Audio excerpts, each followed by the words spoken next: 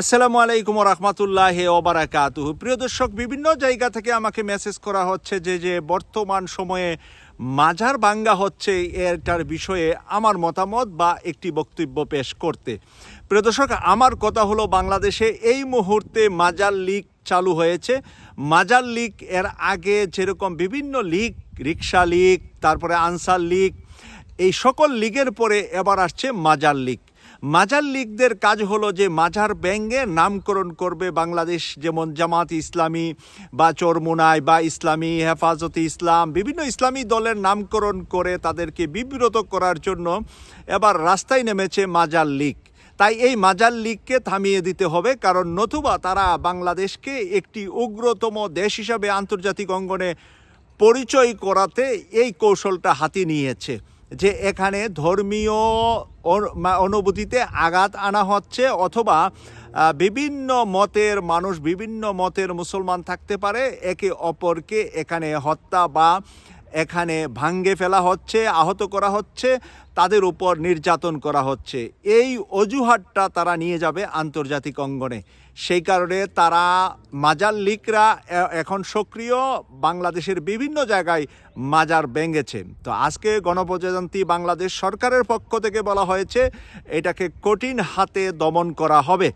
আমরা বর্তমান অন্তর্বর্তীকালীন সরকারের এই যে কঠিন হাতে দমন করা হবে কথাটা বলেছেন, এটাকে আমরা সমর্থন করছি।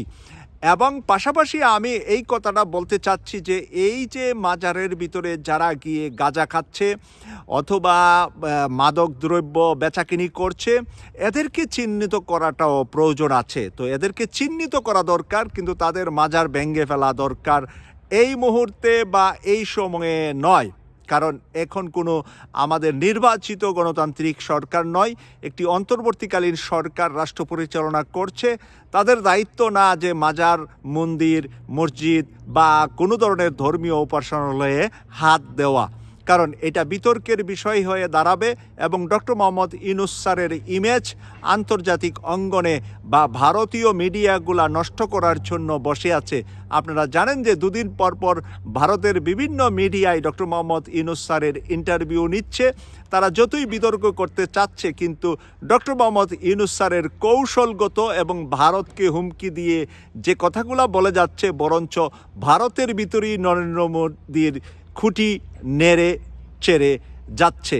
প্রিয় দর্শক, আমরা সেই কারণে বলবো যে মাজারে এই মুহূর্তে কোনো হামলা বা এই ধরনের কার্যকলাপ থেকে আপনারা যেভাবে হিন্দু মন্দির পাহারা দিয়েছেন, প্রয়োজনে মাজার পাহারা দিয়ে কিছুদিন এই মাজার লীগকে আপনাদের কার্যক্রম করা থেকে বিরত রাখুন এবং ধরিয়ে দিন, আসলে এদের মুখোশ উন্মোচন করে দেন, আসলে এরা কারা, কোন গ্রুপ, কোন লীগ, কোন জায়গায় বাড়ি, কোন জায়গায় ঘর।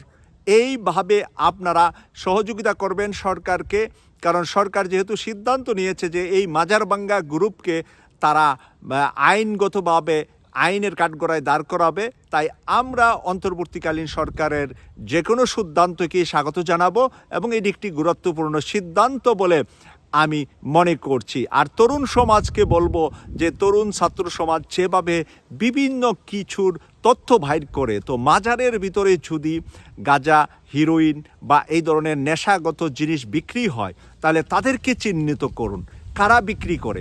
রাতের আধারে ছদ্মবেশে প্রয়োজনে আপনারা এরকম গাঁজা খাওয়ার অভিনয় করে বসে বসে আপনারা পাহারা দেন, আর রাতের আধারে কারা এই গাঁজা, হিরোইন মাজারে বিক্রি করছে তাদেরকে একেবারে হাতে নাতে ধরে আইনের কাঠগড়ায় দাঁড় করিয়ে দিবেন।